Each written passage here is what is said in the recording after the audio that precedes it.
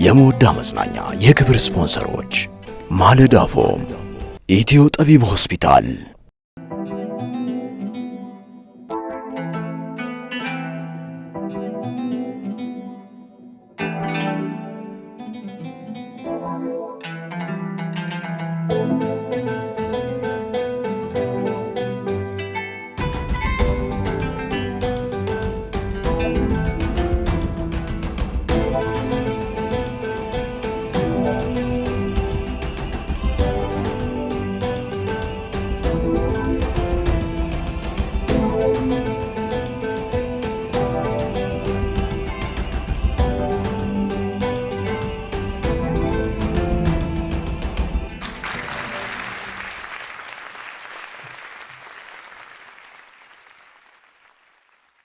بسم الله الرحمن الرحيم الحمد لله رب العالمين الصلاة والسلام على رسول الله وعلى آله وصحبه أجمعين السلام عليكم ورحمة الله وبركاته يتودداتنا يتكبراتنا تملكاتنا أنه سامنتاي مودا مزنانياتنا جمرال سيد مهدينا محمد سيد أبو حنيفاس كمزر شابرناتنا كويالا يا مودا مزنانياتنا جمرال تملكاتنا አብራችሁን ስለምትቆዩ ከልብ ያመሰገንን ለዛሬ ያሰናዳናቸው ፕሮግራሞች ወደ እናንተ ይደርሳሉ። ወቅቱ የሐጅ ወቅት እንደመሆኑ በተለይ ሐጅ በተመለከተ የተለያዩ መረጃዎችን እጅ ከመናችን እንዲሁም ሌሎች በሞዳ መሰናዷችን ደግሞ ያዘጋጃናቸው ፕሮግራሞች አሉ። እነዛም ፕሮግራሞች ለለቱ ለተመልካቾቻችን ያደረስን አብረናችሁን ቆያለን። መልካም ቆይታ እንዲሆንላችሁ ጋበዝን። እናመሰግናለን። ክብራትና ክብራን ተመልካቾቻችን አስቀድመን ግን አጋሮቻችንን ማመስገን ይኖርብናል። የዘወትር አጋራችን ማለዳ ፎም የዚህ ፕሮግራም ስፖንሰራችን ነው። እርስዎ ብቻ ስራው ላይ ያተኩሩ፣ ምቾቶ እኛ አለን እያለ ነው የሚገባው። ምቾት የሚለው ማለዳ ፎም ለመጅሊስ እንደዚሁ ፈርኒቸር አምራቾች ቦንድድና የኤችዲ ምርቶችን እያቀረበላችሁ ይገኛል። እንደዚሁም ደግሞ በየቤታችሁ ለጤና ምቾት የሚሰጣችሁን የማለዳ ፎም ፍራሾችን ተጠቀሙ ይላል። ፕሮግራማችን አጋር ስለሆነ ማለዳ ፎምን እጅግ አድርገን እናመሰግናለን። ሌላኛው አጋራችን ኢትዮ ጠቢብ ሆስፒታል ነው። ኢትዮ ጠቢብ ሆስፒታል ምንም ህመም አይንካው፣ ህመም ካለ ደግሞ እኛ ጋር መተው መፍትሄውን ያገኛሉ ይለናል። ኢትዮ ጠቢብ ሆስፒታል የሁልጊዜም አጋራችን ስለሆነ ከልብ እናመሰግናለን። አድራሻቸው የሚገኘው መሳለሚያ ቢላል መስጂድ አጠገብ ነው። ኢትዮ ጠቢብ ሆስፒታል የሞዳችን አጋር ስለሆኑ ከልብ እናመሰግናለን። ሌላኛው የፕሮግራማችን የዘወትር አጋር ሞን ሪል ስቴት ነው። ሞን ሪል ስቴት በአየር ጤና አደባባይ ወደ ዓለም ባንክ በሚወስደው መንገድ ማለት ነው። መንገዱ እንደጀመራችሁ በኩራት ተሰይሞ በግንባታ ላይ የሚገኝ የተንጣለለ ግቢ ይዟል። ከ500 በላይ አፓርታማ ቤቶችና የንግድ ሱቆችን እየገነባ እንገኛለን። ሙሉ ክፍያ የምትከፍሉ ከሆነ 30% ቅናሽ አዘጋጅተናል፣ መታችሁ አናግሩን ይላል። በአካል ሄዳችሁ ለማናገር ደግሞ አድራሻቸው የሚገኘው ደግሞ ብስራተ ገብርኤል አዶት ሲኒማ ጀርባ ሺመከት ህንፃ 6ኛ ፎቅ ላይ ነው። ሞን ሪል ስቴት የፕሮግራማችን አጋር ስለሆነ እጅግ አድርገን እናመሰግናለን። በአልባሳት በኩል ደግሞ ሱታፕ ከኛ ጋር ነበረ። ፋሚሊ ታወር ፊት ለፊት ታገኙታላችሁ። ቤተል ፋሚሊ ታወር ፊት ለፊት ሱታፕ ይሰኛል። እኛን እንደዚህ ሙሽራና ሱታፕ ያረገን ከልብ እናመሰግናለን።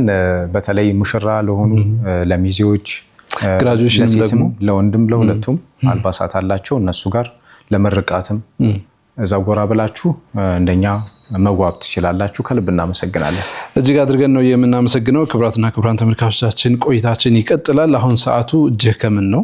በእጅህ ከምን ሰዓታችን ደግሞ ከዚህም ከዚያም ያዘጋጀናቸው የተለያዩ የቪዲዮ መረጃዎች እንደዚሁም የምስል መረጃዎችን ይዘንላችሁ ቀርበናል።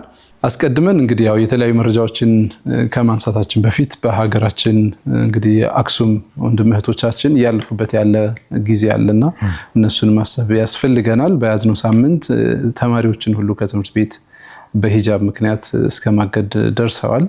በጣም የሚያሳዝነው የከተማው ከንቲባ፣ ትምህርት ቢሮ ኃላፊው፣ የጸጥታ ኃላፊው ተባብረው ነው ሄደው ከትምህርት ቤት ተማሪዎችን የመለሱት። በጣም አሳዛኝ ተግባር እየተፈጸመ ነው ያለው። ምን እንደተፈለገበት ከጀርባው የትኛውን ዓላማ ለማሳካት እንደዚህ ያደርጉ እንደሆነ ግራ ነው የሚያጋባው። ከዚህ በፊት የትግራይ ክልል ፍርድ ቤት ወስኖ ነበር፣ መብታቸው ነው ሂጃብ ለብሰው መማር በሚል ማለት ነው። ያንን ውሳኔ አልተቀበሉም። ያልተቀበሉት ጭምር እንዲቀጡም ትዕዛዝ ሰጥቶ ነበር፣ እሱንም ቸል ብለውታል። ትምህርት ሚኒስቴር እንግዲህ ሂጃብ መመሪያ ያለው እሱን ሁሉ አልፈው ነው እንግዲህ እንዲህ አይነት የጭቆና መንገድ እየተከተሉ ያለው ሃይባያቸው ማን እንደሆነ ባይገባንም የአክሱም ወንድም እህቶቻችን ግን አሁንም ያለፉበት ያለ ፈተና አለና በዱዓ በቻልነው ሁሉ እንድናግዝ መልእክታችን ነው። በተለይ እንደው አምባገነንነት ነው አሁን ይሄ እና አምባገነንነት ዓለም ላይ ያው የምናስተውለው የምናየው ነገር ነው። እነዚህን ሰዎች ስናስተውል ደግሞ ከነሱ ፊት የሚቆሙት ሁልጊዜ የሚጋፈጡት እኛ ምናልባት ባገኘንበት አጋጣሚ ሀቅ ለመናገር ከእውነት ጎን ለመቆም ነው ጥረት የምናደርገው። ከነሱ ፊት ግን ሁሌ የሚቆሙ እነሱን የሚታገሏቸው አሉ። ያው ወገኖቻቸው ናቸው። አብረህ በልተህ አብረህ ጠጥተህ አብረህ አንድ ከተማ ውስጥ ኖረህ የሚገርመው ደግሞ ወይ ከልካዩ እዛ ከተማ ላይ ወይ ይሄኔ ከረፈደን ወደዛ ከተማ የመጣው እንደዚህ አይነት አጋጣሚዎች ይኖራሉና እንደዛ የሚጋፈጡ ሰዎች አሉ። እነሱን አብሽሩ ማለት እንፈልጋለን። በተለይ ወንድም እህቶቻችንን እዛ ያሉት ያው ነገሮች የሚስተካከሉበት መንገድ ባናውቅም ኢንሻአላህ ወደፊት ጥሩ ጊዜ እንደሚመጣ ተስፋ እናደርጋለን። የሚመለከተው አካል ደግሞ ሃይ እንዲል ይህንን ጉዳይ ባካችሁ እንዲል እንዲያስተካክል የመንግስት ኃላፊዎች የኢትዮጵያ እስልምና ጉዳዮች ኃላፊነት ነው። ይህንን ጉዳይ በአንክሮ እንዲከታተሉት በዚሁ አጋጣሚ ለማስታወስ እንወዳለን። ከዚያ ባሻገር የሐጅ ነው ወቅቱና የኢትዮጵያውያን ሁጃጆች ጉዞ አድርገዋል። አዎ የኢትዮጵያ ሁጃጆች ጉዞ አድርገዋል። ቀደም ሲል ባለፈው ሳምንትም እያነሳ ነው ነበር።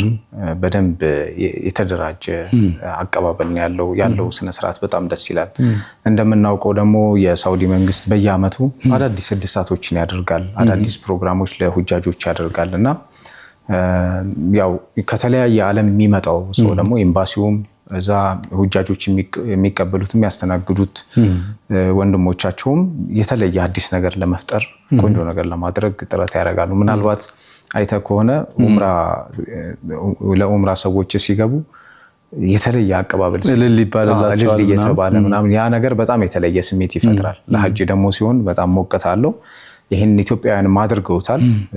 የተለየ አቀባበል ሲያደርጉላቸው የሚያሳይ ቪዲዮ አለ። እሱን እንመለከታለን። በጣም ኢሞሽናል ይሆናሉ። እናቶች አባቶች ናቸው። መዲና ነው የገቡት።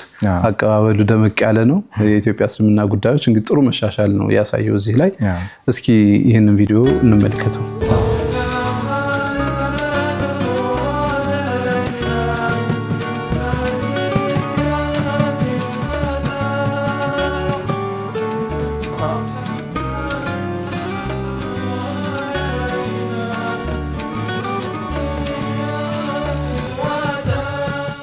በጣም ደስ የሚል ስሜት አለው። መዲና ሲገባ በጣም ቀጥታ መዲና ነው የምታርፈው።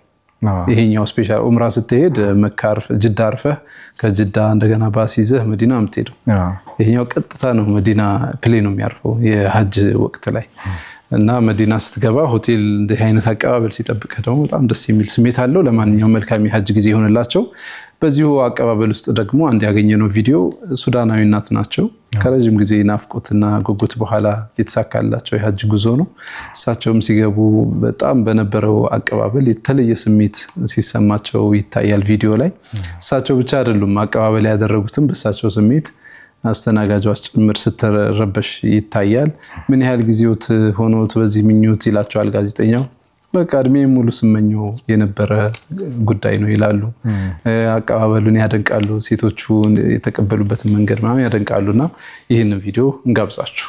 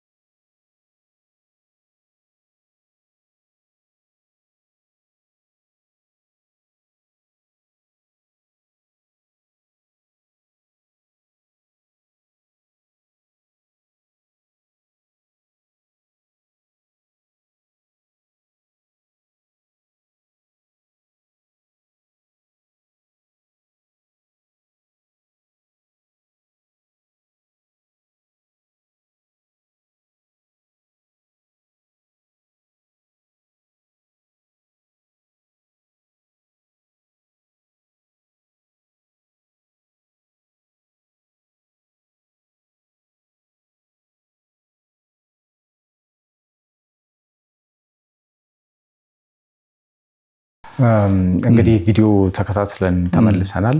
እኚህ ሱዳኒ እናት ምን አስበው እንግዲህ ለመጀመሪያ ጊዜያቸው ነው የሚሆነው ምናልባት ስንገምት ረጅም ጊዜ ይህንን የሐጅ ስነ ስርዓት ሲጠብቁ ነበረ ያ ደግሞ በጣም የተለየ ስሜት ይፈጥራል እንትን ነው አሁን አዲስ ሀገር ስትሄድ ወይ አዲስ ቦታ ስትሄድ የሆነ ጉዞ የሚፈጥርብህ እንትን አለ ፍርሃት ምናምን አለ እሱ እንዳለ ሆኖ ይሄ ደግሞ መንፈሳዊ ቦታ አዲስ ቦታ ነው የሚሄዱትና የአመታት የረጅም ጊዜ የሚመጣው ተሳክቶ እንደዚህ አይነት ስሜት ፈንቅሎ አለመውጣት እንግዲህ አይችልም ሌላው ደግሞ የሐጅ ተጓዦች በተመለከተ ልክ እንደዚሁ ወደ ሳውዲ እየገቡ ያሉ በጣም ብዙ ተጓዦች አሉ እስኪ ጋር ቁጥር መረጃ አለ እሱን እናጋራቸው ለሐጅ ከተጓዙት ከዓለም ከተውጣጡ ሰዎች ቁጥር ውስጥ እስካሁን አሁን ይሄን መረጃ ለተመልካቾች እስከናጋራ ባለበት ሰዓት ውስጥ ከ860 ሺህ በላይ ተጓዦች ወደ ሳውዲ ገብተዋል ከነዚህ ውስጥ ደግሞ 820 ሺህ በአየር ነው የገቡት 35 ሺህ ደግሞ በየብስ ነው የተጓዙት እንዲሁ ደግሞ 4000 የሚሆኑቱ በባህር ደርሰዋል ይላል ከ240 ሺህ በላይ ምዕመናን ወደ ሀገሪቱ ለመግባት የመካን መንገድ የተለያዩ ጉዞዎችን የሌላ አማራጮችን ተጠቅመዋል ይላልና እነዚህ ተጓዦች ወደ ሐጅ ገብተዋል ጊዜው የሐጅ ወቅት ነው በተለይ እዛ ያለው ድባብ የተለየ የሐጅ መንፈስ አለው ምናልባት እነዚህ የሚያሳዩ ቪዲዮዎች ይሄን መረጃ ያጋራም ባለበት ወቅት ለተመልካቾች እናደርስላቸዋል እውነት ነው ከዚህ ጋር ተያይዞ ደግሞ አንድ ቪዲዮን ጋብዛቸው ኤርፖርት ሄደሽኝ ተጣቃለ ሐጅ የሚሄዱ ቤተሰቦችን ኤርፖርት ገብቻለሁ ተብሎ ተደውሎልኛል እንጂ ሐጅ የሚሄዱ ቤተሰቦችን ስትሸኝ የተለየ ስሜት አለው ለሐጅ እንደሚሄዱ ታውቃለህ ከዛ ደግሞ እንደ አዲስ ተወልደው ነው የሚመጡት ወንጀላቸው ሁሉ ታብሶ ነው የሚመጣውና በጣም የተለየ ስሜት አለው ስትሸኛቸው ዱዓቸውን ትፈልጋለህ ከኡምራ በጣም ደግሞ የተለየ ማለት ስፔሻሊ የሆነ ስሜት አለው ይሄ አንድ ግብጻዊ ደግሞ ጋብዛቸውና አንድ ግብጻዊ ነው ቤተሰቦቹን ለመሸኘት ነው ኤርፖርት የተገኘው ከዛ ግን ሰርፕራይዙ በጣም ይገርማል እዛው እንትናቸውን አውጥተው ተጓዥ ነው አብሮ ለካ ይሄ ደስ ይላል ቤተሰቡ ሁሉ አዘጋጅቶ ኤርፖርት ደርሶ ሸኝቶ ሊመለስ ነው በዚሁ ተጓዥ ነው ይባላልና ይሄ አሪፍ ሸኝ ነው በጣም ደስ የሚል ሰርፕራይዝ ነው እሱን እንጋብዛችሁ اي خدمه يا عم مبروك يا عم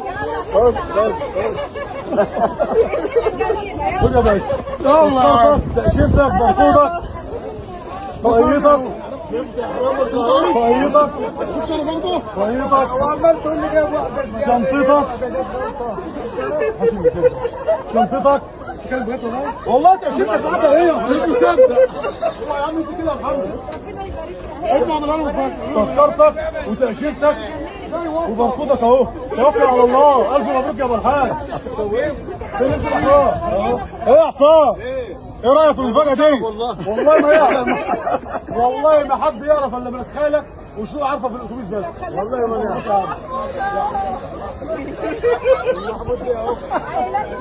يعني انت جاي ورانا كده من غير فلوس وشو ما يعرفش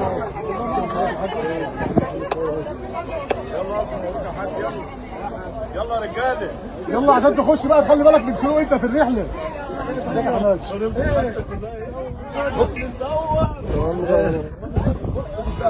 يلا يا عم الحاج يلا يا عم ركز بقى عشان بس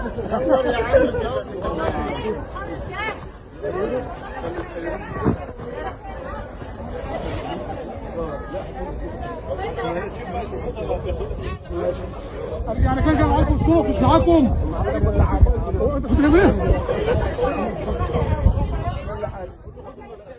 ቪዲዮ እንግዲህ የተከታተልነው ይመስላል ሙሉ ወረቀቱ አልቆለት ምናምን በዛ የተሰጠውና በጣም ደስ የሚል ሰርፕራይዝ ነው በጣም ደስ ይላል እንግዲህ ለሄዳችሁ ሁሉ የሐጅ ጉዟችሁ የተሳካ እንዲሆን በድጋሚ እንመኛለን ሌሎችም ቪዲዮዎች ይኖራሉ ግን እንደው መረጥ ያረግናቸውን ይጋብዝናችሁ ቀጥሎ የምናሳያቸው ቪዲዮ ደግሞ ወደ ኦማን ይሄዳል ኦማን እንጓዛለን ኦማን ስንጓዝ የምናገኘው ከቱርክ ጋር የተያያዘ ታሪክ ነው እንደምታውቀው ቱርክ ኦስማንያ ኺላፋ ስርዓት ሙስሊሙን ዓለም ሰፊውን ዓለም ይዞ ይገዛ የነበረበት ዘመን ነበር መለስ ስንል 19ኛው ክፍለ ዘመን መጀመሪያ አካባቢ ላይ እንግዲህ በጠላቶቹ ሴራ በተባባሪዎቹ የንፍቅና ተግባራት ተጨማምሮ እንዲወድቅ ሆኗል በወቅቱ የነበሩት ዋና መሪ ሱልጣን አብዱል ሐሚድ ሳኒ ይባላሉ እሳቸው አንድ ትልቅ ተግባር ፈጽመው ነበር ከኢስታንቡል እስከ መካ ያለውን ጉዞ የሚያመላልስ ባቡር መስመር ሰርተው ነበር።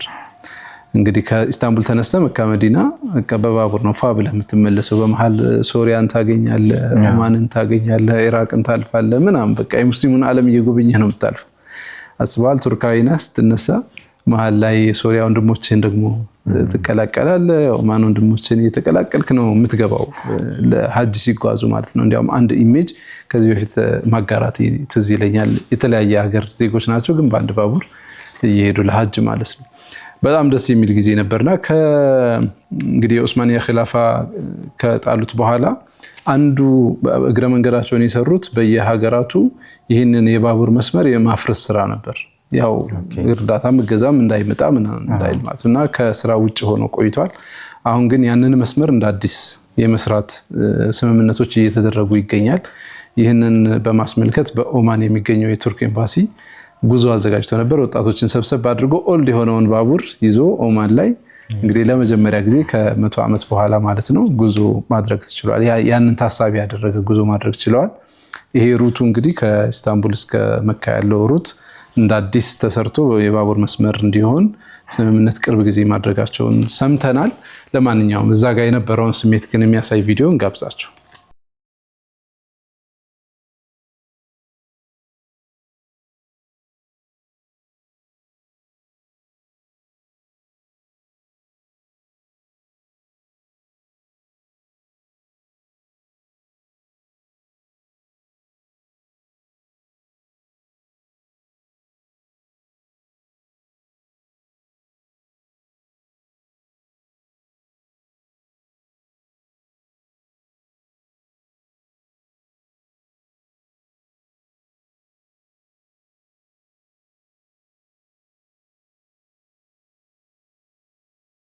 ቪዲዮን አይተን ተመልሰን መተናል።